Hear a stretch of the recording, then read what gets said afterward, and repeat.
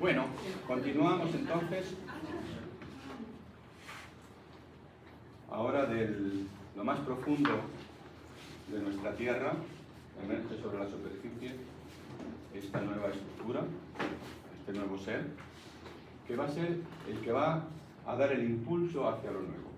Si miramos en la historia del cristianismo, es justamente el encuentro con el resucitado lo que da sostén a esta nueva fuerza, y lo que empieza a fluir de una forma novedosa en la humanidad es esa relación de amor entre los seres humanos. Hasta ese momento los seres humanos no podían tener esta experiencia de amor. El amor es la primera manifestación del cuerpo de resurrección. Los primeros cristianos se encontraban en ese encuentro de amor y empiezan a hablarnos también de lo que es la celebración del ágape. El ágape, que es una experiencia nueva que no se conocía en la humanidad. La humanidad conocía tres formas de relacionarse. Conocíamos lo más físico, como experiencia de amor, que es la sexual. Después la erótica, que tiene que ver con el cuerpo etéreo. Después el filia, o el amor de sangre, que tiene que ver con el cuerpo astral. Y por primera vez aparece ahora la esencia del yo, que es el amor. El encuentro de encontrarse con el hermano en Cristo. Nos encontramos en Cristo como hermanos. Y ese cuerpo de resurrección es el que fluye entre todos los cristianos. Y si vamos a la primera experiencia concreta y consciente que tenemos registros, es la de Pablo o Saulo de Damasco. Cuando él viene de Jerusalén persiguiendo a los cristianos, primero, Pablo es un gran iniciado. Pablo no es una persona normal y corriente, no es un soldado. Pablo es un iniciado en la espiritualidad hebraica, de los más grandes.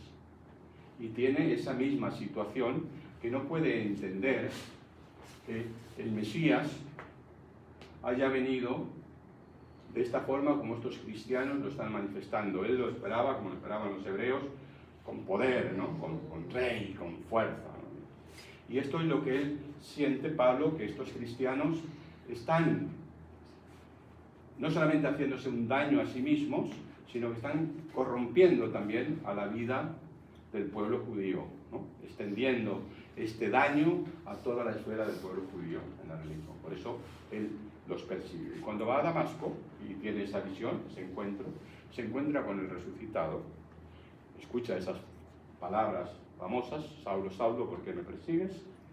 Pero esto no es lo importante es lo que dice Pablo. Él dice que él es el primer nacido de una nueva humanidad.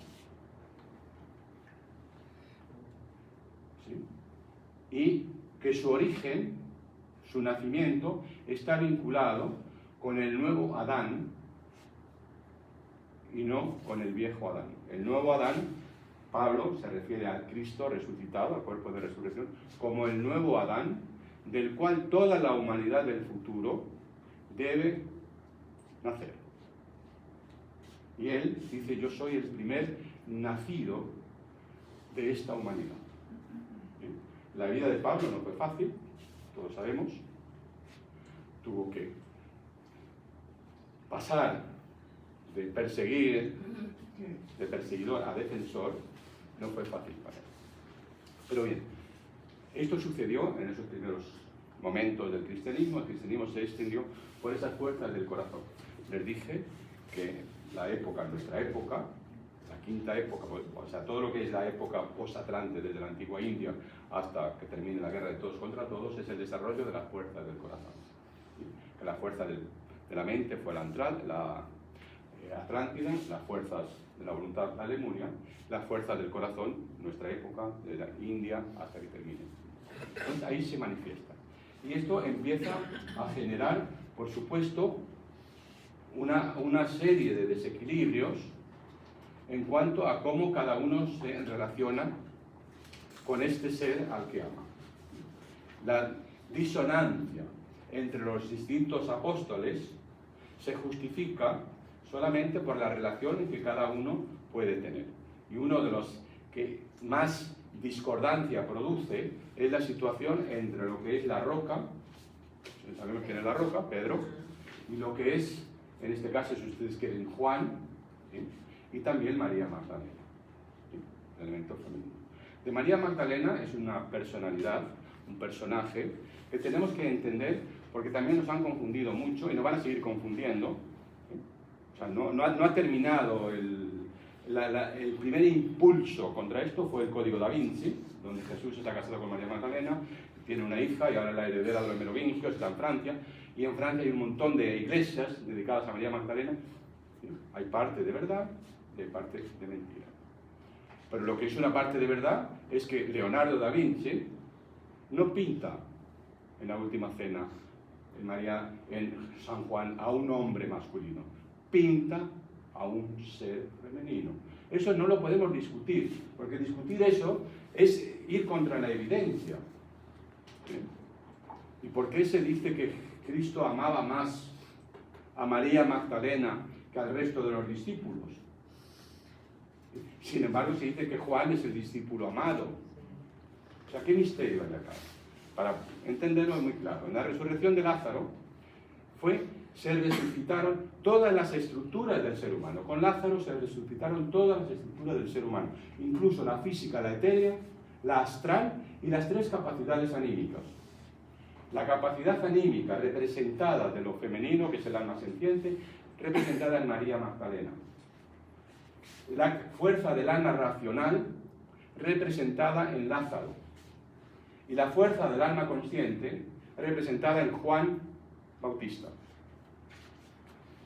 Entonces, ese ser al que nosotros llamamos Lázaro, Juan, hay que decir, él porta el alma femenina de todo el universo, cuyo representante es María Magdalena, que la podemos asociar también con la reina de Saba, si queremos, porque es exactamente la misma fuerza. Y es el alma femenina, el alma, la que da a luz al espíritu. ¿Quién es la madre del niño? Isis. El alma sintiente. ¿Se entiende esto? El alma racional no puede dar a luz al espíritu, porque en el alma racional vive el estigma de la muerte. Y en el alma de conciencia vive la resurrección. Entonces, si nosotros vemos que Jesús amaba, o sea, la experiencia mística de todo el medievo, cuando se habla de la esposa divina, es el alma humana que se desposa con la fuerza del espíritu. Pero eso es una unión mística, no es una unión sexual. ¿Se entiende? Que Leonardo da Vinci nos puso ahí a María Magdalena en Juan, pues estaba hablando de este ser. El alma está muy cerca, es el alma que está unida al yo, pero están los tres. En Juan está María Magdalena, está Juan Bautista y está Lázaro Juan. Los tres en esa imagen. Si bien tiene un contorno femenino, porque si no, no habría otra forma de poder explicarlo a través de una imagen en el arte, ¿no? Esto les cuento para que estos cantos de sirena no nos desorienten. Podemos decir sí. Me hablas de María Magdalena, místicamente te lo acepto. Es la boda mística que yo, mi alma, también estoy haciendo con el Espíritu. Y cada uno de nosotros llevamos a María Magdalena, llevamos a Lázaro y llevamos a Juan Bautista, a los tres, porque son las tres almas, ¿sí? Y ahí fueron, por la iniciación de Lázaro, liberadas de las fuerzas de la muerte, ¿no? Bien, ¿y ahora cómo sigue todo esto? Ya hemos visto que el movimiento del cristianismo se mueve primero por la fuerza del amor. No hay absolutamente ninguna inteligencia. Lo maravilloso es que los tres primeros años, los tres primeros siglos después del cristianismo, la intelectualidad no se aplica para conocer, para tener una experiencia del Cristo, se aplica la fuerza del corazón, el encuentro, ¿sí? Después viene la influencia de la vida cultural, ¿sí? ¿Y a quién se toma? Dentro de lo que es la vida cultural, que ya se ha desarrollado muchísimo, ya hemos tenido la filosofía griega, ya hemos tenido un Aristóteles, un Platón, ya hemos tenido un montón de sabiduría, pero ¿a quién se toma? Se toma a Platón, a través de Plotino, los neoplatónicos. ¿Por qué se usa el neoplatonismo para comprender al Cristo? Y esto genera grandes tensiones. Porque nosotros tenemos un Cristo solar, pero a la vez hay que comprender, empezar a comprender al Cristo terrestre, que no es lo mismo, no es el mismo el Cristo cósmico que el Cristo que nace de las fuerzas de la muerte. Este Cristo empieza a generar una tensión en la vida cultural de la humanidad, ¿sí? Y van a ver, ¿sí?, por ejemplo, las primeras imágenes del cristianismo platónicas. Ustedes tienen en su imagen el buen pastor en Ravenna, los mosaicos de Ravenna, la imagen del buen pastor, un Cristo no barbado, el Cristo solar, es un Cristo todavía platónico, ¿sí? ¿Qué es este Cristo? Es este Cristo que está en el cielo. Nos hablan de este Cristo que está en el cielo, ¿sí? Pero las experiencias son del Cristo que está en la tierra, pero que todavía no se encuentra el nexo con ese ser. Se toma la sabiduría antigua platónica, acuérdense, el gran místico, el gran sabio, para comprender al Cristo solar. Claro que es el Cristo solar. Y a través de la historia empiezan los movimientos donde unos hablan del Cristo solar y otros hablan del Cristo terrestre. Y el Cristo solar y el Cristo terrestre, ¿cuál es la diferencia? Llegamos, por ejemplo, después de ser perseguidos los cristianos, al primer concilio de Nicea de 325, ¿no?, que Constantino el Grande convoca para que el cristianismo se oriente. En este concilio pasan varias cosas, muchas cosas no nos llegan, otras cosas se tiraron ahí nomás y otras cosas se profundizó mucho más. En este concilio, convocado por Constantino, vienen obispos prácticamente de todo el mundo romano, ¿sí?, que tenían que haber venido como 700 obispos, al final vinieron 200 y pico. No fue masivo. La convocatoria de Constantino, a pesar de que él pagaba, digamos, el viaje a todos, no, porque el cristianismo estaba dividido en diferentes grupos, así como estaba dividido también por los diferentes apóstoles, porque cada uno tomaba un aspecto del cristianismo. Bien. En el concilio de Nicea se empieza a tener dos conceptos. Uno es el que representa a Atanasius, el obispo, digamos, representante de la fuerza del imperio de Constantino, y el otro es el sacerdote Arius. El mismo Constantino estuvo presente en este concilio en la mayoría del tiempo, porque duró mucho tiempo el concilio, y ahí se tuvieron que ir haciendo cosas para ver de qué se trataba esto. Es muy interesante, porque hay una línea, la línea de Atanasius, que dice que en realidad ellos, la Iglesia, son los legítimos continuadores del impulso genuino cristiano, ¿sí? ¿Por qué? Porque el Cristo eligió a Pedro y sobre Pedro dijo: yo edificaré mi iglesia, pero esas palabras no tienen ese sentido, tampoco es así, y le otorgó el poder y las llaves del reino. ¿Qué significa esto? Diciéndole: lo que tú ates en la tierra o desates en la tierra, atado o desatado quedará en el cielo, o viceversa. Quiere decir que ellos se apropiaron con absoluta forma ilícita que la única posibilidad que tiene el ser humano para salvarse es a través de la Iglesia, porque ellos tienen la llave del reino. Y si Dios le entregó a Pedro la llave del reino, solamente la Iglesia puede abrirte la puerta de Dios. Esto es un asunto importante, teológico, de gran calado y de gran peso.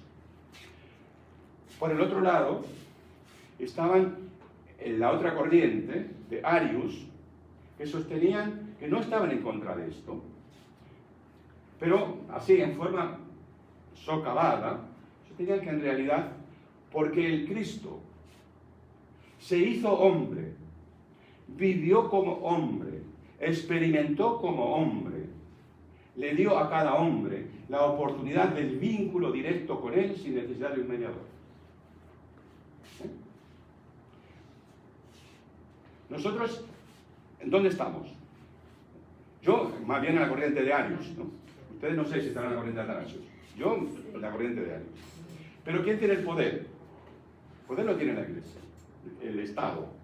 Y con una religión de esta naturaleza no se puede construir una organización social de hombres libres, de hombres que van por su cuenta. Entonces, ¿qué hay que hacer? Declarar herético a Arius. ¿Sí? Pues es natural. Herético es fuera de. ¿Sí? Porque la Iglesia Católica es universal. Entonces, porque eso significa catolicismo católico, universal. Si nosotros somos los universales, tú estás fuera de lo universal. Entonces, camina.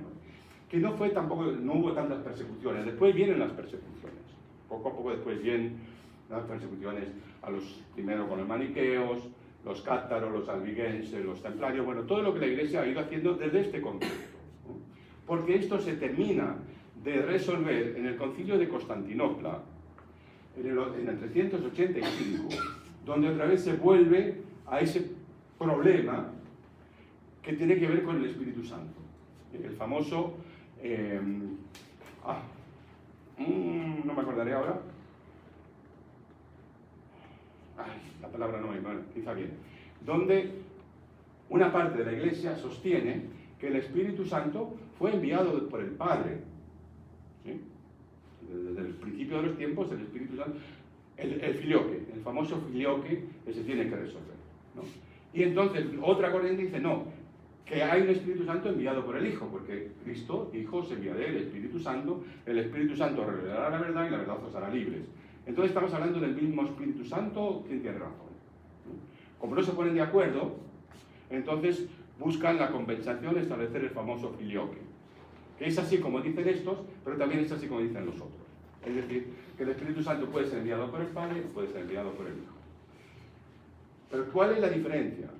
En que el Espíritu Santo enviado por el Padre es el Espíritu Santo creador de este universo. El Espíritu Santo enviado por el Hijo es el creador de las estructuras yoicas espirituales que continuarán con la evolución del universo. Una cosa es evolución de las estructuras corporales, ¿sí?, por la sabiduría antigua, y otra cosa es evolución de las estructuras espirituales que nosotros, cada uno de nosotros, tenemos que conformar con las fuerzas del Cristo arrancadas de la tierra. Y esto sigue así a lo largo de la historia. De la historia del cristianismo está esta pelea. Se resuelve, para que tengan una idea, porque es el conflicto Platón-Aristóteles. Platón es el Cristo cósmico. Aristóteles es el Cristo terrestre. ¿Sí? Lo importante es el individuo, no lo genérico. El primer centro de formación de cultura en la época del cristianismo es lo que sucedió en Chartres, ¿no? La escuela de Chartres, donde se reunieron ahí los grandes maestros platónicos y crearon ese impulso de la diosa natura o las 7 artes liberales, a través de las cuales se comprendía todo el conocimiento del universo antiguo. ¿Sí? Las 7 artes liberales son la arquitectura, escultura, pintura, música, retórica, gramática y dialéctica. Las 3 superiores son la retórica, la gramática, la dialéctica, que tienen que ver con lo espiritual del ser humano por desarrollarse. Las 4 inferiores, el cuerpo físico es la arquitectura, el cuerpo etéreo es la escultura, el cuerpo astral es la pintura y el yo es la música. ¿Sí? Bien.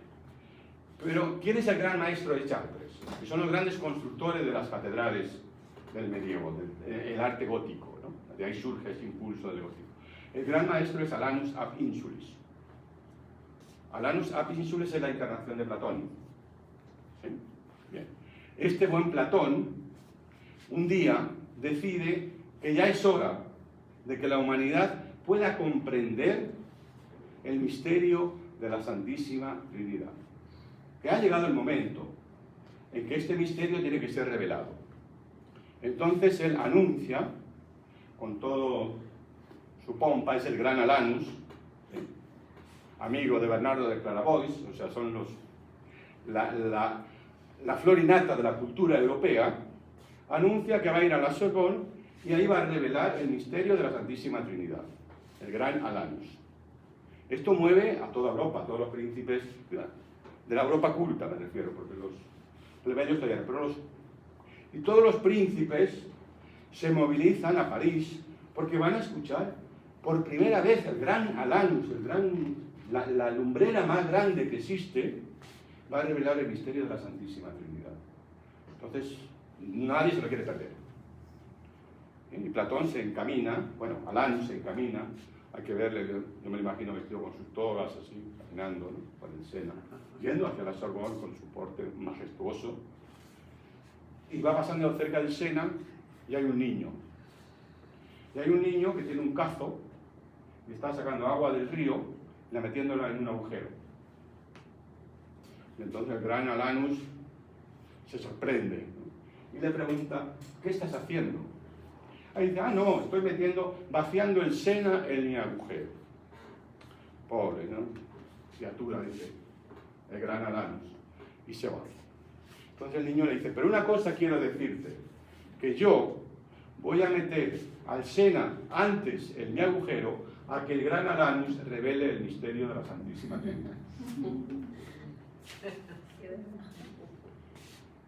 Es Alanus, es Platón, imagínense esa personalidad. Es un golpe fuerte. Pero él ha convocado a todos los príncipes, tiene su auditorio ahí. Entonces llega con su porte majestuoso y dice, queridos míos, hoy debéis conformaros con haberme visto.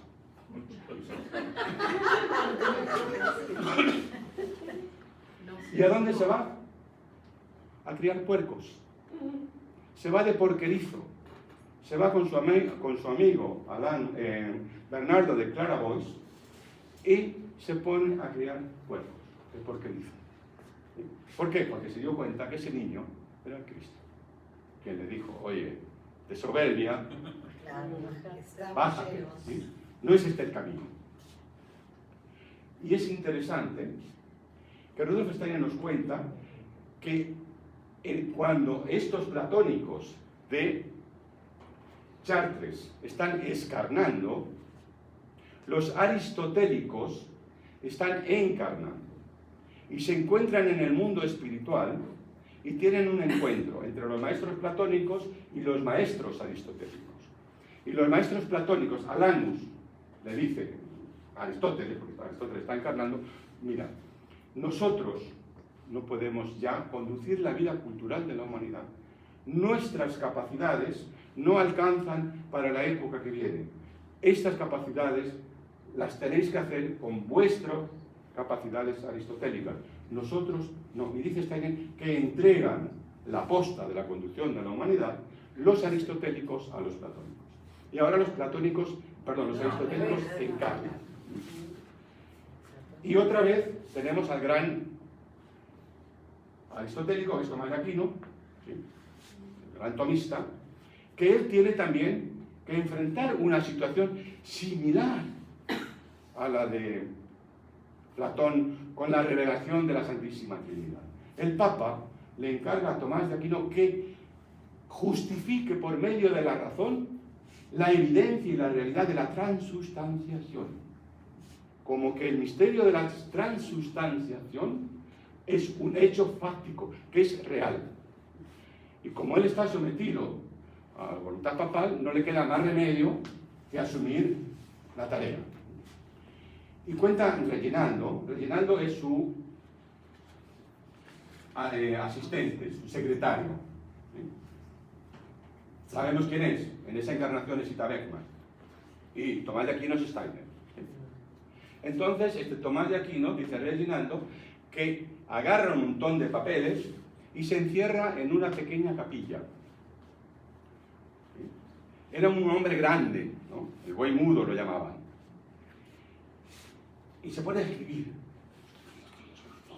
tratando de expresar con las fuerzas de la razón la evidencia de que lo que sucede en la Eucaristía es un principio fáctico real, ¿no? Y dice Reginaldo que un buen día, no sabemos cuánto tiempo estuvo Tomás haciendo esto, agarró un montón de papeles, donde ya considero que estaba, que agarró un montón de papeles así, y con ese carácter tomista, que se los arrojó a los pies del crucifijo. Y le dijo, júzgalo. ¿Por qué este gesto? Porque si él es la lumbrera del mundo, si él es doctor Angelicus, como se le conoce, no hay ninguna mente sobre la tierra que pueda juzgar si lo que él ha escrito está bien o está mal. No puede recurrir al Papa, no puede recurrir a nadie, al único que puede recurrir es a Cristo. Y dice Reginaldo que el Cristo descendió del crucifijo, se acercó a Tomás, le tocó la espalda y le dijo, has escrito bien, Tomás.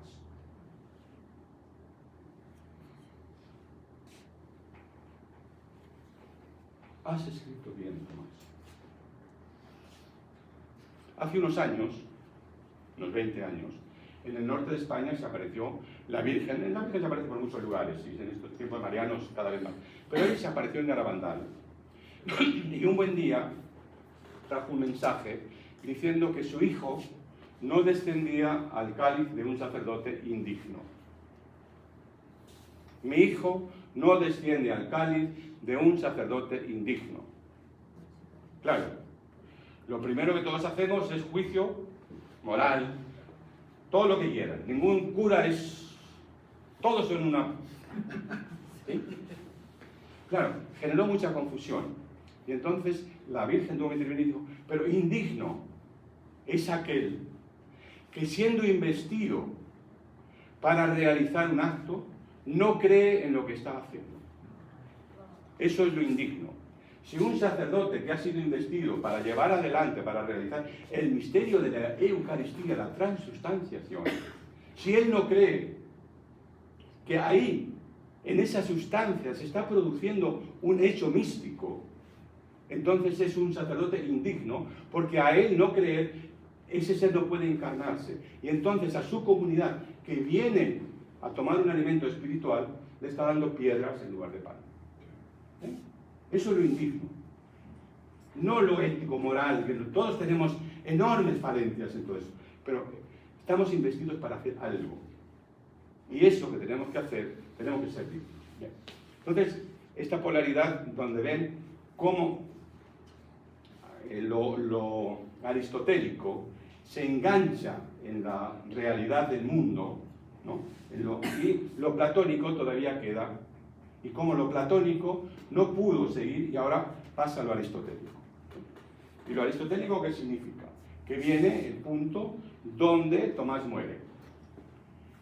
Y todo el mundo se pregunta cuál fue la última cuestión. ¿Qué dijo Tomás al morir? Dejó la pregunta abierta para la humanidad. La pregunta de Tomás es, ¿qué hago yo para espiritualizar el pensar? Con esa pregunta Tomás se va al mundo espiritual, se lleva esa pregunta. ¿Qué hago yo para espiritualizar la razón? Para que la razón, el pensar, pueda entrar en el mundo de la revelación, pueda moverse en el mundo de su origen real. Y de ahí, la respuesta a esto es la filosofía de la libertad que está en Ennola. La respuesta a la pregunta tomista es la filosofía de la libertad. Pero antes, tenemos que entender otro hecho, que es la famosa disputa de Tomás con Brabante. Cuando a Tomás se le acusa de que él es un defensor de la teoría de la doble verdad. Él habla de una verdad de la razón y una verdad de la fe, de la revelación, ¿no? Entonces se le acusa que él defiende dos. Y Tomás llama réplica, en ese momento las disputas era lo normal, ¿no? Bueno, si tú me acusas, discutamos de hombre a hombre, yo me defiendo. Y entonces ese día Tomás desarrolla lo que se conoce como el concepto tomista, o la dialéctica del concepto tomista, como ustedes quieran, ¿no? Por primera vez en la historia, Tomás hace algo que salva para la humanidad la conciencia de la vida post-mortem. Si Tomás ese día no hubiese salvado la conciencia, hoy estaríamos dominados por el arabismo, seríamos todos árabes. Esto no es poca cosa. Seríamos todos árabes. ¿Por qué? Porque Steiner cuenta, en realidad, de que la gran confrontación, así como están platónicos y aristotélicos dentro de la corriente de la antroposofía, que es la corriente del corazón, que es la corriente del medio. No son pastores y reyes, sino platónicos, aristotélicos, maniqueos, albigenses, cátaros, todo lo que es el cristianismo esotérico, ya en esta corriente. Contra esta corriente lucha el arabismo. El arabismo que sucede cuando Justiniano cierra la escuela de Atenas en el 550, todos los sabios de esta escuela, cristianos, pero principalmente aristotélicos y platónicos, huyen a Bagdad, donde está la famosa escuela que también menciona de Irán al-Razi. Y ahí se desarrolla, se toma a Aristóteles, al prosaico Aristóteles, de tal forma que se lleva directamente hacia la conquista del mundo científico sin espiritualidad ninguna. Los cuentos de la Mil y una noche y todas esas historias que nos cuentan surgen de ahí, un mundo mecánico donde las fuerzas del corazón no están. Las fuerzas del corazón son las fuerzas del yo. Incluso todavía en los árabes hoy en día cuesta mucho tener una expresión para el yo. Todavía cuesta. Están conquistando esa individualidad, esa independencia yoica. Entonces Steiner dice que en realidad el gran aristotélico arábigo es Averroes. ¿Sí? Es el gran aristotélico, el gran filósofo de los árabes es Averroes. Averroes y Avicena, pero Avicena más bien en la parte médica y Averroes en la parte filosófica. Averroes dice algo que es muy simple. Es aristotélico, ¿sí? No es platónico. Y dice, bien, existe la parinteligencia, o si ustedes quieren, el alma platónica. De esa parinteligencia se desprende una gota de la parinteligencia que se une con la naturaleza corporal del ser humano. ¿Sí? Hasta que es Aristóteles. Bien, cuando muere, esta gota entrega sus experiencias a la parinteligencia. Entonces, ¿quién crece como un chancho? La parinteligencia. Y el ser humano pierde su conciencia como una gota en el océano. Pero es que el cristianismo ha venido para ofrecernos la garantía de que existe una vida después de la muerte. Y para que exista una vida después de la muerte, tiene que haber forzosamente una conciencia que se sostenga en forma real. Porque si no, ¿de qué hablamos de vida después de la muerte? Si morimos, nos fundimos en esa inteligencia cósmica. Bueno, a Tomás se le acusa de esto, entonces él desarrolla el triple concepto, o la dialéctica del triple concepto. Y dice, primero, que existen los universales antes de las cosas, que son las ideas platónicas, los universales, antes de las cosas, antes de que el ser fuese creado, surgió la idea de la creación en la mente divina, lógico. Después dice, existen los universales en las cosas, esto ya es Aristóteles, las ousías, los universales que se imbrincan en las cosas. Y después se nos despacha nuestro amado Tomás diciendo que existen los universales que se generan y viven en el alma humana. Los universales post-re, que son las experiencias que el ser humano hace. Y esto es la filosofía de la libertad. Acá ya la filosofía de la libertad no va a explicar qué es esto, pero Tomás ya lo anuncia. Y dice que, por supuesto, hay muchísimas experiencias que el ser humano hace que no tienen la potencia de poder mantenerse o mantener su conciencia en el mundo después de la muerte. Que hay muchas, ¿sí? Muchos de nuestros pensamientos, todo lo que no tenga que ver con la esencia crística, no puede pasar. Pero él dice, pero todas las experiencias, es decir, todas las experiencias que el ser humano hace con una intelectualidad correcta, con un sentimiento bello y con una voluntad buena, o lo intelectualmente correcto, lo emotivamente bello y lo volitivamente bueno, esto ya ha sido cristianizado. Ya puede pasar, ya lo ha unido se ha unido con las fuerzas del Cristo terrestre, este Cristo que vive acá, y entonces ya lo puede pasar a la vida después de la muerte. Y esas experiencias son la garantía de su conciencia después de la muerte. ¿Sí? Tomás salvó ese día para toda la humanidad la vida después de la muerte. ¿Sí? Dejó claro, dentro de lo que son las fuerzas de la razón, porque fíjense que se valió de los universales ante Ren, de los universales in-rem y los universales post-rem, ¿no? Las experiencias que viven en el alma humana, que no sabemos nada. Bien. Un poquito más aguantamos, ¿sí? Sí. Bien. Vamos entonces ahora ya a entrar en la filosofía de la libertad.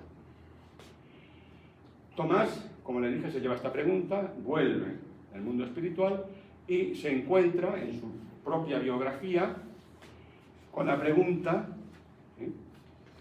tomista. La pregunta tomista, ¿qué hago yo para espiritualizar la razón?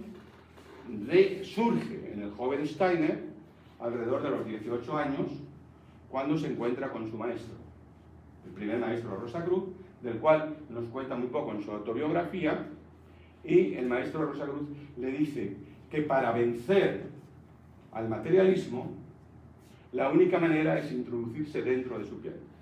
Si quieres vencer al materialismo, tienes que introducirte dentro de su piel. Esto le dice su maestro al joven Steiner con 18 o 19 años. Dentro del monstruo del materialismo, solamente se puede vencer si nos introducimos dentro de su piel.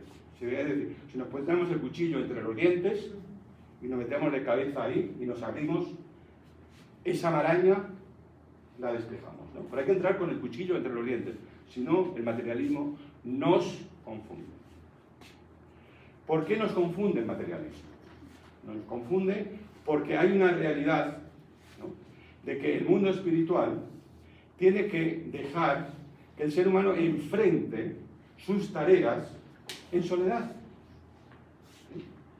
Hay que dejar que el ser humano se enfrente con sus tareas en soledad, con sus propias fuerzas, porque si no, nunca se despertará. Entonces, en el siglo XV, Steiner dice que Micael, que es el regente de la inteligencia cósmica, deja que la inteligencia cósmica la suelta de sus manos y la entrega a la esfera de la Tierra, a la esfera donde están los seres humanos, pero también las fuerzas antagónicas, arimánicas, luciféricas y asúricas, pero también están las fuerzas del Cristo resucitado. No nos olvidemos de eso. Micael no deja que la inteligencia cae en esa esfera y donde está el ser humano.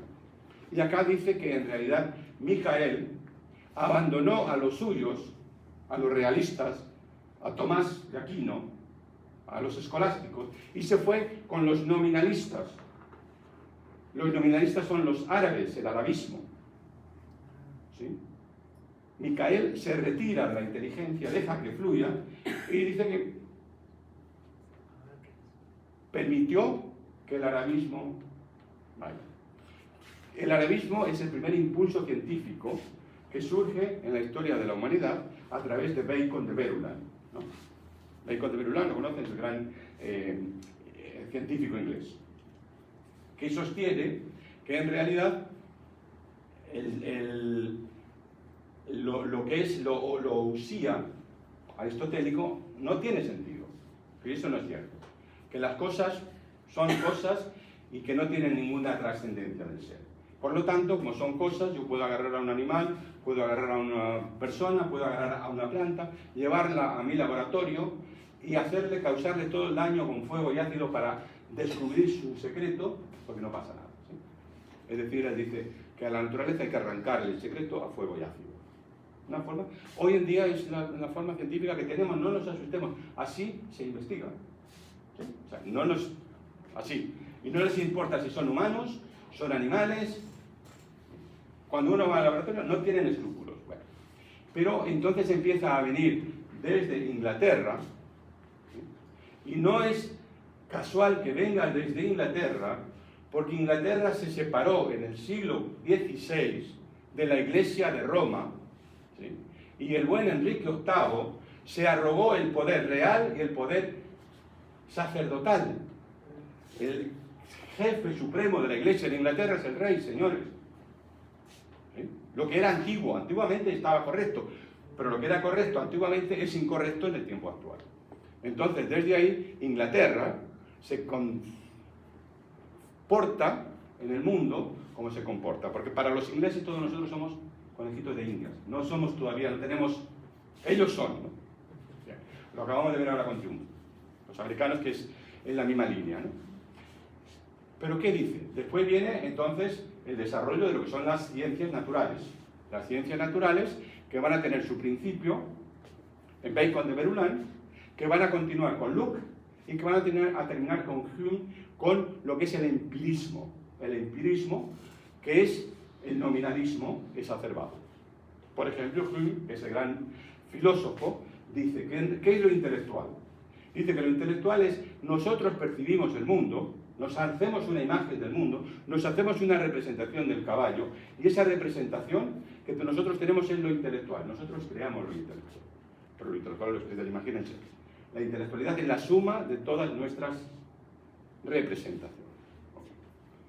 Se termina cortando de ahí todo el vínculo con la línea espiritualista que se mantenía de que el ser humano tiene su origen en la divinidad.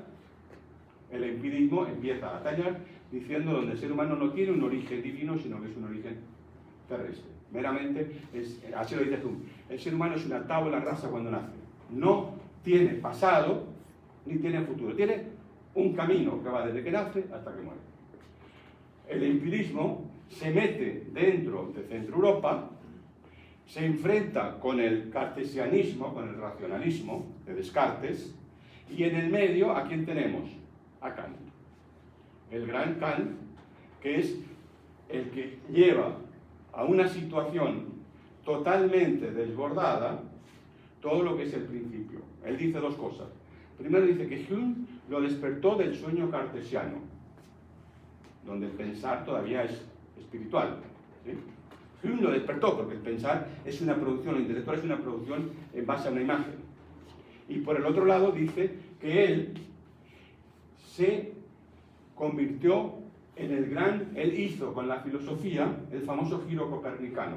Lo mismo que hizo Copérnico con el Sol, que dijo antes el Sol era el centro de la Tierra era el centro del universo, y viene Copérnico y dice, no chicos, estáis confundidos, el Sol no tiene nada que ver, la Tierra no tiene nada que ver, es el Sol el centro del universo. ¿Qué dice Kant? Kant dice simplemente que el yo sujeto, es ahora a partir del cual se produce todo lo que es la creación. No el Dios es el creador del mundo, sino el sujeto.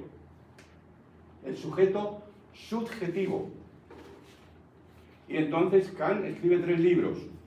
La crítica de la razón pura, la crítica de la razón práctica y la crítica del juicio. Y es contra estos 3 libros que Rudolf Steiner tiene que entrar con el cuchillo entre los dientes para... ¿Por qué dice Kant? Que el ser humano no puede conocer, que la cosa en sí, el noúmeno, es inconocible, que solamente podemos conocer el fenómeno. El fenómeno que es una imagen del mundo, una representación. No podemos conocer al ser que trasciende el mundo real. Eso es inconocible. Pero tampoco podemos tomar decisiones en libertad, porque debemos someternos al deber. El deber es el que debe regir nuestros comportamientos. Debemos someternos al arquetipo categórico de Kant. El deber te somete. Actúa como el deber manda, como dice que deben ser las cosas. ¿Quién dice eso? No sabemos, pero no tú. Y en el otro lado, la crítica del juicio. La crítica del juicio que tiene que ver con el gozo del arte estético. ¿Sí? Es bello lo que me produce placer. Lo bello es eso que en mí produce placer. Límites al conocimiento. Solamente puedo conocer el fenómeno, no el noúmeno. Límites al acto libre. Sométete al poder. Y límite al acto creativo, que es lo más importante.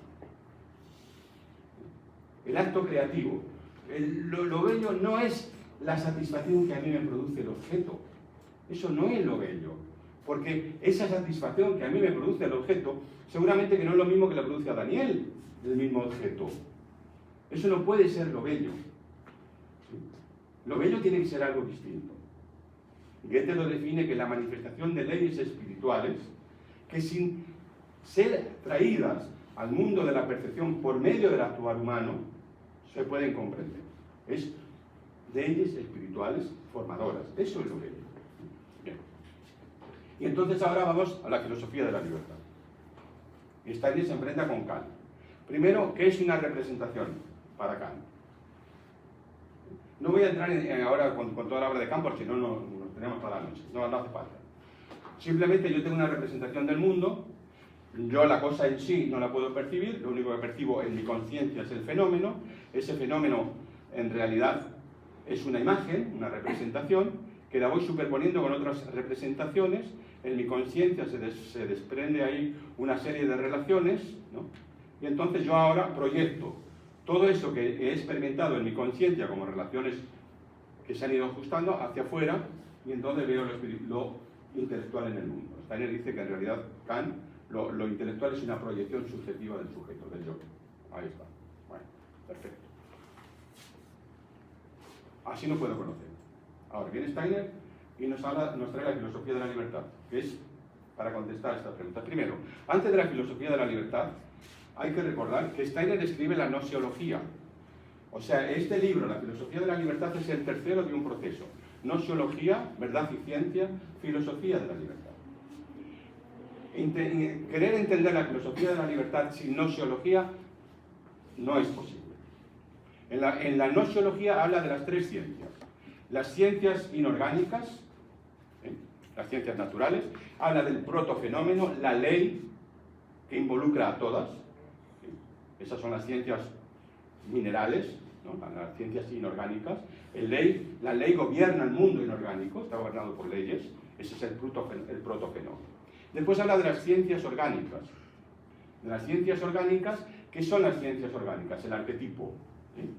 Donde habla que aquí la ley dice, en las ciencias inorgánicas, la ley es cósmica. En las ciencias orgánicas, la ley es planetaria. Es decir, nosotros tenemos el todo, y del todo se destila la parte. Nosotros como humanidad genérica, antes del Cristo, estábamos en el yo superior. El yo superior es genérico, nos emana a todos, ¿sí? Los pueblos vivían y eran gobernados por las leyes que regían del yo superior, donde el individuo no tenía nada que hacer. Todavía no. Esas son las ciencias orgánicas, las ciencias del yo superior. Y ahora viene, dice Steiner en la gnoseología, las ciencias espirituales, cuyo principio es el individuo. No lo genérico, sino lo individual. El ser humano es el productor de sus propias leyes universales. El yo. ¿Pero qué yo? ¿El yo anímico, el yo psicológico de Kant? No. El yo que se une a las fuerzas del yo verdadero. La individualidad humana, el yo en lo grande. ¿Y qué dice acá? Y aquí en la gnoseología Steiner revela algo que es enormemente fundamental para poder entender la filosofía de la libertad. Y dice que en realidad nuestro espíritu, cuando habla de espíritu no habla del yo, nuestro espíritu es nuestro yo superior, nuestro espíritu de vida y nuestro hombre espíritu, lo arquetípico. Así como tenemos un cuerpo físico, un cuerpo etéreo y un cuerpo astral, arquetípico físico, tenemos un arquetipo espiritual, espíritu de vida, un yo espiritual, espíritu de vida y hombre espíritu, que se corresponden a estos arquetipos, ¿sí? Sabemos que el hombre espíritu tiene que ver con el cuerpo físico, la transformación del cuerpo físico, el espíritu de vida con el cuerpo etéreo y el yo espiritual con el cuerpo astral. ¿Bien? Ahora dice que esta organización espiritual del ser humano es un órgano de percepción igual como es los órganos de percepción física para el mundo físico. Que lo mismo que nosotros percibimos por medio de la observación sensoria el mundo externo, con nuestra organización espiritual, con nuestro espíritu, percibimos el mundo espiritual, el mundo de las ideas. ¿Sí? Es un órgano que percibe lo mismo que percibe el cuerpo físico. Y en el medio de estos dos órganos se encuentra el yo. El yo que se hace consciente de sí mismo. Y aquí es donde Steiner realmente nos genera una enorme satisfacción. para superar a Kant. Y dice, mira, el yo es de esencia pensante. Claro, si es de esencia de la divinidad, ¿cómo no va a ser de esencia pensante? Si es igual que Dios.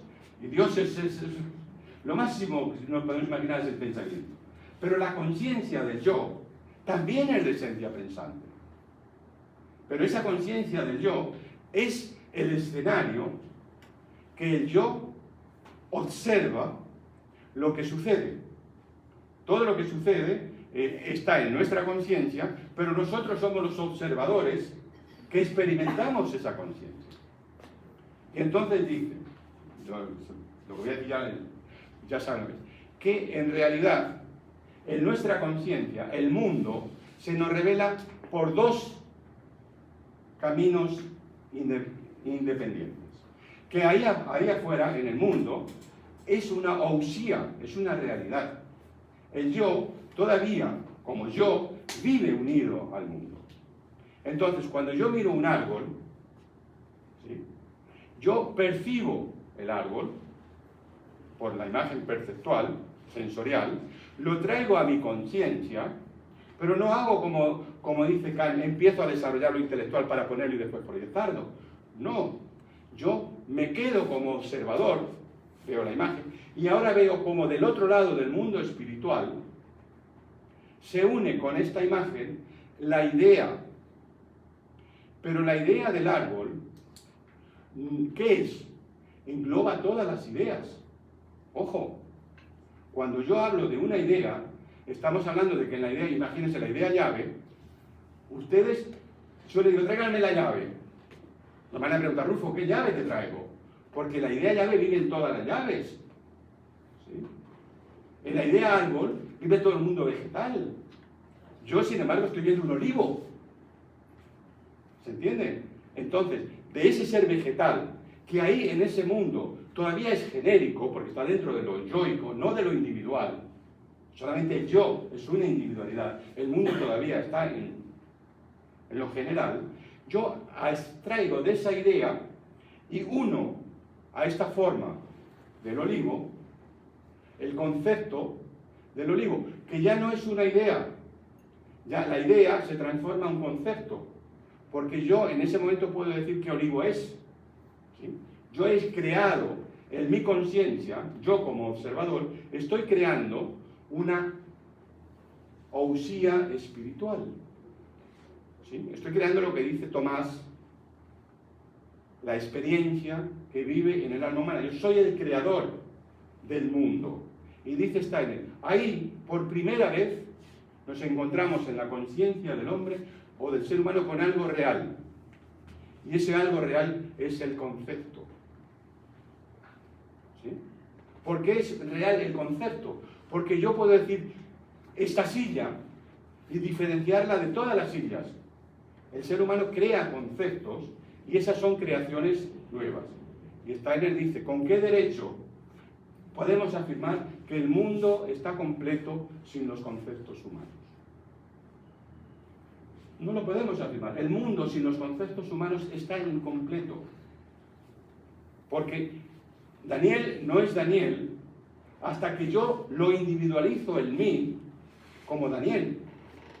Yo me formo un concepto de Daniel. Como yo no soy una individualidad hasta que yo no individualizo en mí mi propia individualidad. ¿Se entiende? Entonces, cuando nosotros podemos empezar a mirar así, de esta forma, estamos dejando que en nuestra percepción fluyan las fuerzas del alma. ¿Sí? Estamos creando un mundo nuevo. Estamos generando un mundo a partir de nosotros mismos y puede ser un mundo que tiene perpetuidad o puede ser un mundo que es como puré de guisantes, que se disuelve porque no le podemos dar eternidad. Pero aquello que hacemos con conciencia, entonces lo estamos arrancando de la esfera de la muerte y lo estamos llevando al mundo del futuro. Y esta es la primera parte de la filosofía de la libertad. O sea, el poder darnos cuenta de que los conceptos creados por el ser humano son verdaderamente reales. El mundo dice, no está completo, es real. el ser humano lo convierte en real al crear sus conceptos. Y esa es la primera parte de la filosofía de la libertad. Y la segunda parte con la realidad de la libertad, que tiene tres aspectos. Acá va directamente contra la crítica de la razón práctica de Kant. Primero, habla de la imaginación moral o la fantasía moral. ¿Qué es la fantasía moral? O la imaginación moral. Poder elevarnos al mundo de las ideas, superando el mundo de la sensorialidad, trascendiendo el mundo de la sensorialidad, elevándonos al mundo del pensar, y ahí, en el mundo del pensar, vivir como vivimos en el mundo de la realidad, sin marearnos en un vértigo insoportable. ¿Qué significa? Imagínense que el mundo de las ideas es dinámico, el mundo de las formas es estático. Cuando nosotros nos elevamos al mundo de las ideas, ninguna idea se encuentra en el estado de quietud. Todas las ideas de la mesa viven ahí. Es un torbellino. Necesitamos hacer una abstracción de ese mundo por medio de la imaginación moral y fijar en ese mundo dinámico un mundo estático, ¿sí? Una idea, pero solamente la podemos hacer si la unimos a una imagen del mundo de la percepción.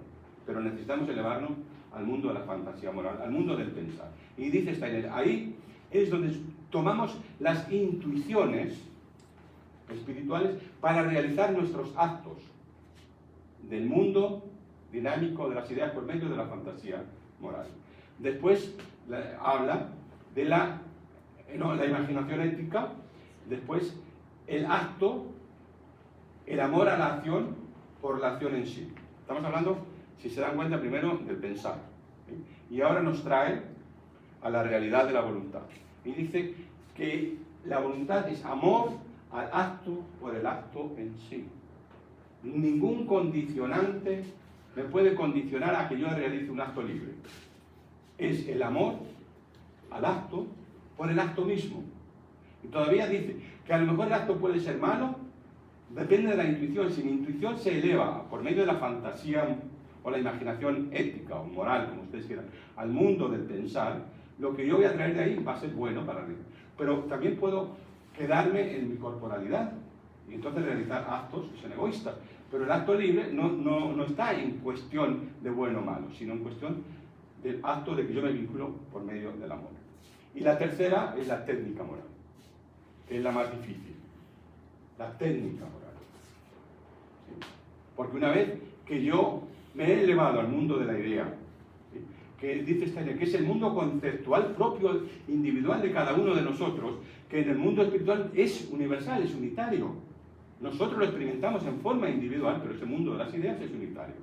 Nos elevamos a nuestro mundo espiritual propio, porque yo no puedo elevar al mundo intelectual de Daniel para de ahí tomar una inspiración para realizar un acto. No lo puedo hacer. Me tengo que elevar a mi mundo espiritual propio para de ahí tomar una intuición. Después que he tomado esa intuición, mi voluntad se pone en acción, amor al acto por el acto mismo. Y ahora viene la técnica moral. ¿Cómo lo realizo en el mundo de tal forma que sea bueno, bello y correcto? Para que no genere, para que no sea un elefante, digamos, en una cacharrería, entro y me llevo por delante puesto todo lo que me dice. Sino que mi comportamiento tiene que estar en esta esfera del humano regulado por una intelectualidad o un pensar intelectualmente correcto, un sentir emotivamente bello y un actuar emotivamente bueno. Entonces, si hacemos esto, realmente somos ciudadanos del momento actual de la humanidad en el que estamos, ¿sí? Somos seres humanos contemporáneos y tenemos un ancla, porque todo esto solamente lo podemos hacer, o sea, la filosofía de la libertad solamente se puede realizar si incorporamos al Cristo en nosotros. Por eso el libro La filosofía de la libertad, lo podemos decir con toda honestidad, es el libro más crístico que la humanidad posee, más que la Biblia. ¿Sí? Porque acá, con este libro, cuando lo ejercitamos, porque es un libro para transformarse y ejercitarse, incorporamos en nuestro actuar, en nuestro pensar y en nuestro sentir lo hacemos con las fuerzas del Cristo, ¿no? Entonces, acá se unen estos dos principios, lo que es la filosofía de la libertad con el cuerpo de resurrección del Cristo en nosotros, ¿no? Este es el punto al cual yo quería llegar después de tanto tiempo, y pido disculpas por haber hecho esto demasiado largo, pero si hay alguna pregunta, eso sí, tomamos unos minutos.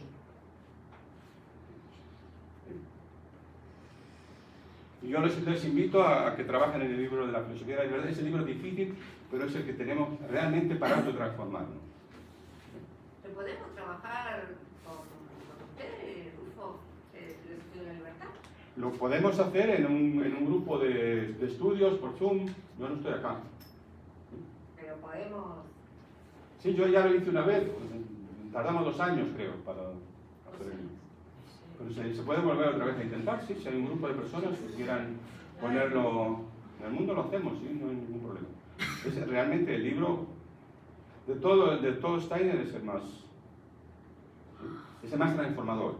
El otro, la antroposofía es descriptiva, nos cuenta, este no, por eso cuesta tanto entrar, ¿no? Vos decís que es como una forma práctica, él describe una forma práctica de... Él dice, el libro, la filosofía de la libertad, si se trabaja de tal forma que uno puede incorporar los pensamientos que están en él, de tal forma que los pueda repetir, conduce a la catarsis, es decir, a la visión espiritual. En el alma humana. Es la iniciación. La iniciación, por un lado meditativo, y la filosofía de la libertad, por una meditación mucho más activa. ¿Sí? Él logra traer toda la antroposofía después de haber escrito todo ese paso por la filosofía de la libertad. ¿El cómo se alcanza? El cómo se alcanza, el más bien, sí, es después. El cómo se alcanza lo escribe ya con 42 años. Este lo escribe con 33, o sea, también es muy significativo que este libro nace, es publicado cuando Steiner tiene 33 años.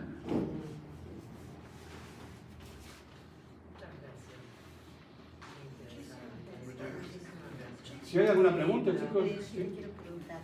Vos dijiste que para comprender o entrar a trabajar con el libro de la filosofía de la libertad, tenemos que pasar por esa trilogía que está la nociología y después no me acuerdo. ¿Verdad y ciencia? Verdad y ciencia es la tesis del doctorado de Steiner. Gracias. Gracias.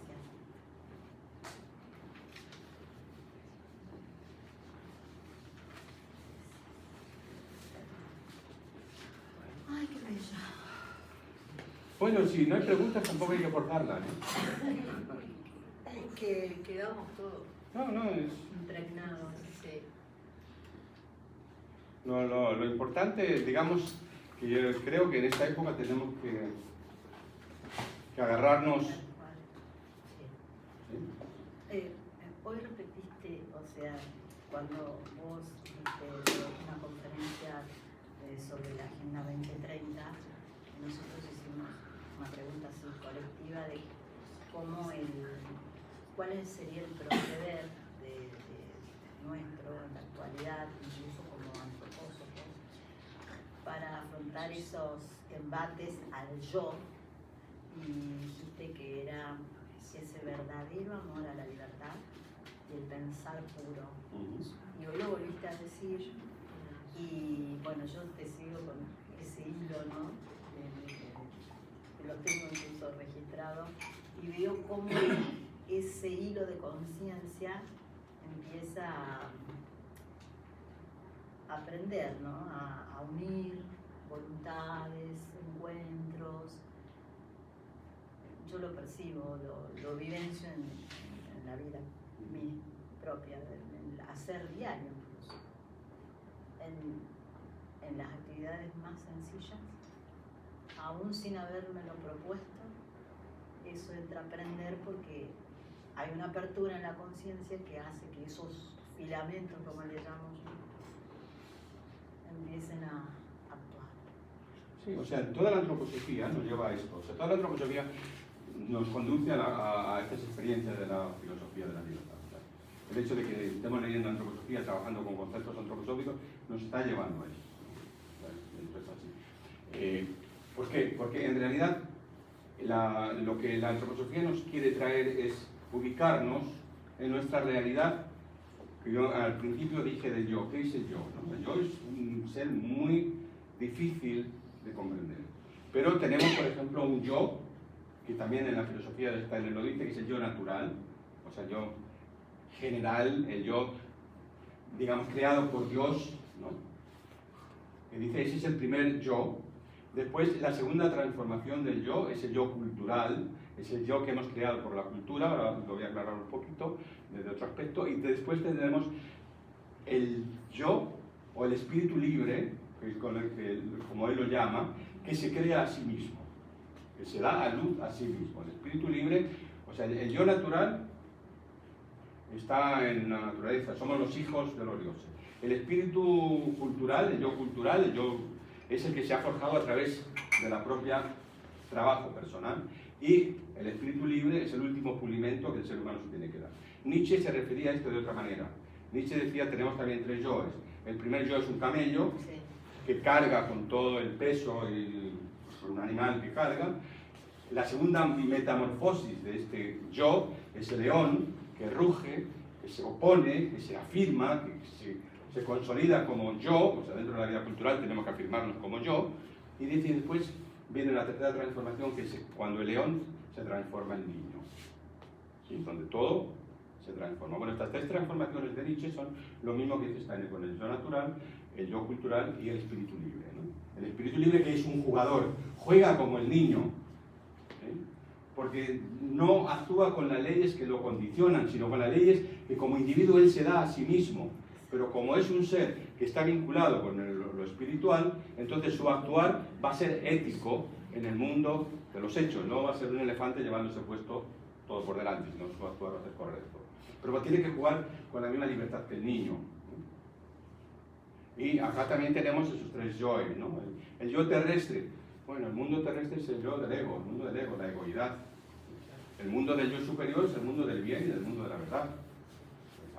Y ahora el mundo del yo verdadero es el mundo del pensar puro y de la libertad. Y estos tres yoes ahora tienen que empezar a trabajar juntos. El yo verdadero tiene que empezar a manifestarse para generar o para dar a luz esa humanidad que todos intuimos que quieren hacer. Y que este tiempo requiere más. Aprieta. Pero es la humanidad que quieren hacer y que todos anhelamos, ¿no? Por eso esa humanidad, decimos, bueno, nuestros políticos son una mierda, disculpen la expresión, son unos corruptos, no sirven para nada.